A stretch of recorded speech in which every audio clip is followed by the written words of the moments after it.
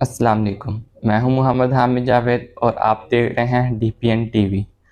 आज का हमारा मौजू है पाक ईरान गैस पाइपलाइन। जैसे कि आप लोग सब लोग जानते हैं, पाक ईरान गैस पाइपलाइन का मंसूबा पाकिस्तान की तवानाई की ज़रूरियात को पूरा करने के लिए एक अहसन इक़दाम है।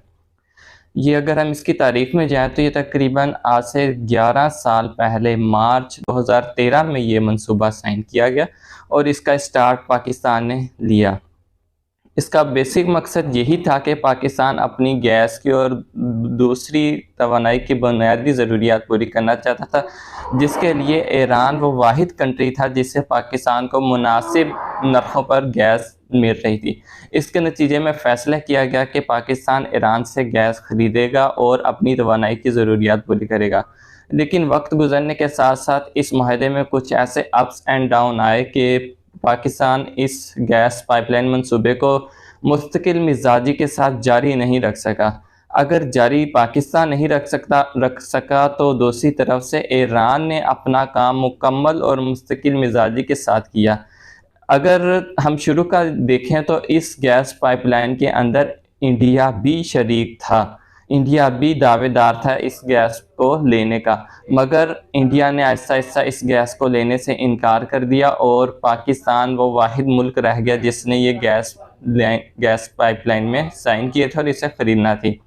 अब वक्त गुजरने के साथ साथ ऐसा हुआ कि ईरान ने अपनी तमाम तर जो साइट पर गैस पाइपलाइन बिछानी थी वो बिछा ली और पाकिस्तान के बिहाफ पर पाकिस्तान की तरफ ये काम मुकम्मल ना हो सका और पाकिस्तान में मुख्तलिफ़ हुकूमत के अरूज ज़वाल और मईशत के मुख्तलिफ़ ख़राबियों की वजह से पाकिस्तान की तरफ से ये काम रोक दिया गया और नतीजतन आज तक पाकिस्तान की तरफ से गैस पाइपलाइन ईरान की जानिब मुकम्मल नहीं बिछाई जा सकी, जबकि ईरान अपनी तरफ से पूरी पाइपलाइन बिछाकर पाकिस्तान की बॉर्डर तक पहुंचा चुका है। अब आज ये वक्त आ गया है कि पाकिस्तान ईरान गैस पाइपलाइन के मुताबिक जो बंदा इस मिसकंडक्ट करेगा इस गैस पाइपलाइन के अंदर तो वो 18 अरब डॉलर देने का मजाज होगा। अब ईरान तो अपनी तरफ से मुकम्मल काम कर चुका है, वो अपनी पाइपलाइन मुकम्मल बिछा चुका है, मगर पाकिस्तान की तरफ से अभी तक काम मुकम्मल नहीं हुआ। पाकिस्तान की तरफ से अभी तक काम मुकम्मल नहीं हुआ, उसकी क्या वजह थी? ये वजह थी कि अमेरिका की तरफ से लगाई गई पाबंदियाँ, कि अमेरिका बार बार पाकिस्तान को इस चीज़ से रोकता रहा और मना करता रहा कि अगर उसने ईरान से गैस पाइपलाइन ख़रीदी या गैस ख़रीदी या ख़रीदना चाहिए तो ईरान के ऊपर लगाई गई पाबंदियों का पाकिस्तान को भी सामना करना पड़ेगा और नतीजतन पाकिस्तान की मईशत को भी बहुत से मनफी असरात का सामना होगा। इसकी वजह से आज तक हमने गैस पाइपलाइन मुकम्मल तो नहीं की, मगर वक्त गुजरने के साथ साथ आज डेडलाइन तकरीबन ईरान की तरफ से जो हमें एक्सटेंड करके दी गई थी। ईरान ने हमें कहा था, पिछली PDM गवर्नमेंट ने ईरान के साथ कुछ ऐसे मुआहदे या बातचीत की थी कि जिसके नतीजे में ईरान ने हमें कुछ और वक्त दिया था कि आप लोग मार्च 2024 तक इस पाइपलाइन पर काम शुरू ही करें, यानी काम कम से कम शुरू कर लें ताकि हमारी तरफ से हमें तसल्ली हो कि आप लोग ये काम मुकम्मल करेंगे और हमसे गैस पाइपलाइन ख़रीदेंगे तो हम आपके ख़िलाफ़ कोई भी मिसकंडक्ट का कोई भी काम नहीं करेंगे। मगर आज मार्च पूरा होने में चंद ही दिन बाकी हैं, मगर पाकिस्तान की तरफ से पाइपलाइन जो हमारी अभी गुज़िश्ता निगरान हुकूमत गुजरी है उसने शुरू करने की इजाज़त मंजूरी तो दी थी, मगर इस नई हुकूमत के आते ही उस चीज़ को बंद कर दिया गया, क्योंकि अमेरिका ने एक बयान जारी किया था कि जिसके नतीजे में कहा गया था कि अगर पाकिस्तान ईरान से गैस पाइपलाइन ख़रीदेगा तो उसे अमेरिका की तरफ से मुख्तलिफ़ पाबंदियों का सामना करना होगा। अब जब चंद दिन बाकी रह गए हैं इस मुआहदे की डेडलाइन आने में, तो पाकिस्तान की दोबारा कोशिश है कि वो गैस पाइपलाइन पर काम करे और ईरान से पाइपलाइन ख़रीद ले। मगर अभी कल ही की बात है कि अमेरिकन तर्जुमान मैथ्यू मिलर ने सख्त अल्फाज में, अगरचे पाकिस्तान का नाम नहीं लिया, मगर सख्त अल्फाज में ये ताकीद की है कि जो कोई भी ईरान से तिजारत करेगा तो उसे मुख्तलिफ़ अमेरिका की तरफ से लगाई गई मुख्तलिफ़ पाबंदियों का सामना ही करना पड़ेगा। इसके नतीजे में अगर बात देखा जाए वफाकी वज़ीर पेट्रोलियम मुसद्दिक मलिक साहब की बात को, जिन्होंने कहा है कि अगर हम ईरान से गैस नहीं ख़रीदते तो हमारे लिए आगे कुआं और पीछे खाई वाला हिसाब है कि इस टाइम पाकिस्तान कहीं भी नहीं जा सकता। ज़रा आप खुद सोचिए कि पाकिस्तान IMF से अगर कर्ज लेता है, वो इंतहाई सख्त शराइत पर कर्ज देते हैं और उसके बावजूद भी हमें कितना कर्ज देते हैं, ज़्यादा से ज़्यादा 1 अरब 2 अरब डॉलर, इससे ज़्यादा तो वो कर्ज भी नहीं देते।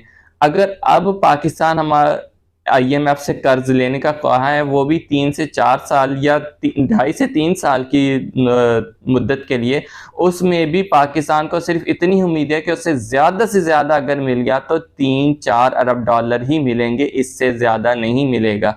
तो दूसरी तरफ हम अगर देखते हैं तो ईरान का जो गैस पाइपलाइन का मंसूबा है, अगर हम मुकम्मल नहीं करते, इसके नतीजे में ईरान हमारे ऊपर इंटरनेशनल कोर्ट ऑफ जस्टिस में जाकर ये दावा कर सकता है कि हम 18 अरब डॉलर, ज़रा गौर से सुनिए, 18 अरब डॉलर ईरान को देने के मजाज हैं कि हम मिसकंडक्ट के मुर्तकब ठहर रहे हैं।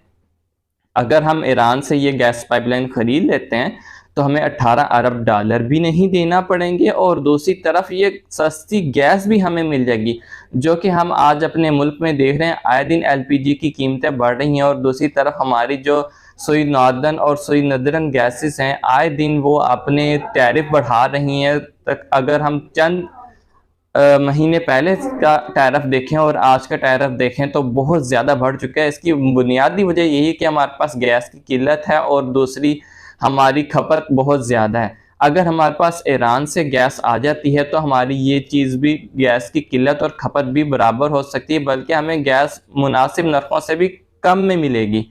तो बेहतर यही है कि पाकिस्तानी हुकूमत ईरान से गैस ख़रीद ले। अगर हम दूसरी तरफ देखें कि अमेरिका की पाबंदियों का सामना करना पड़ेगा, तो आए हम कुछ गौर करते हैं अमेरिका की तरफ से दी जाने वाली हमें एड्स का। आज से तकरीबन 2013 या 14 से पीछे हम अगर जाएं तो अमेरिका की तरफ से US एड की शक्ल में हमें काफ़ी ज़्यादा एड दी जाती थी और हमें उसकी काफ़ी ज़्यादा फ़वाइद भी मिलते थे। मगर हम जब से देखते हैं कि 2010-11 के बाद से अमेरिका ने आहिस्ता आहिस्ता पाकिस्तान की एड बंद करते करते US एड को भी सिर्फ नाम की एड रहने दिया है। पाकिस्तान को अमेरिका दे तो कुछ नहीं रहा। एक ऐसी मुमलिकत, एक ऐसी रियासत जो मईशत की वजह से डूबती जा रही है, उस रियासत को मज़ीद तोड़ने के लिए, मज़ीद ख़राब करने के लिए अमेरिका ऊपर से ऐसे बयान देता है कि अगर इन्होंने अपने आप को मुस्तहकम करने के लिए गैस ख़रीद ली या अपनी तवानाई की ज़रूरियात पूरी करने के लिए कोई चीज़ ख़रीदी ईरान से, तो इससे मज़ीद पाबंदियों का सामना करना होगा। ये अमेरिका का किस किस्म का इंसाफ है?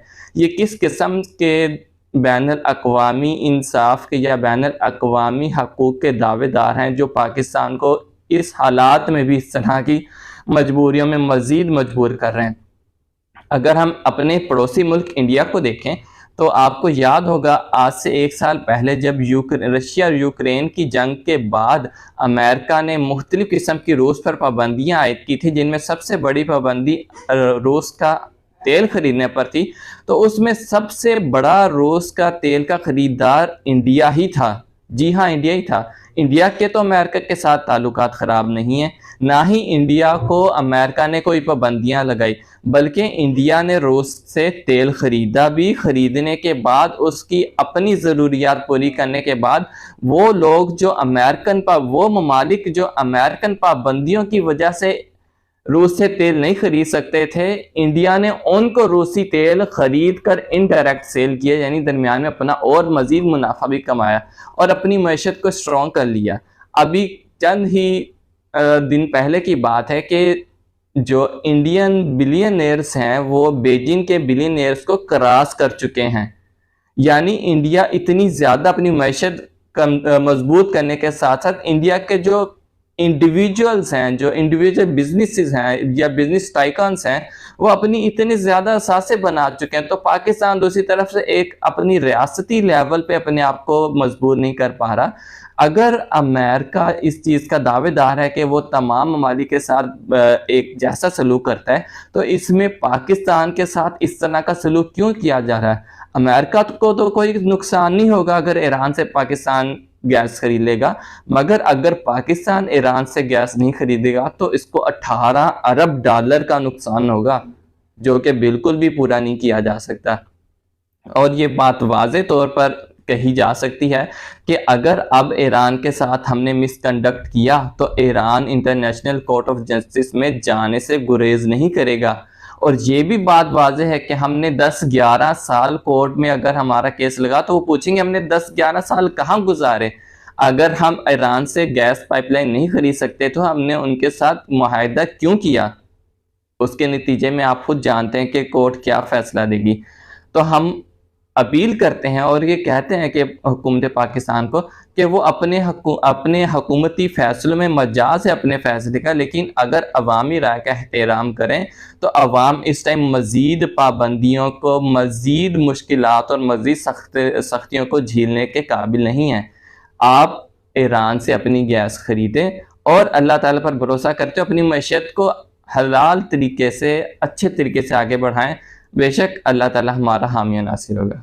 अस्सलाम वालेकुम।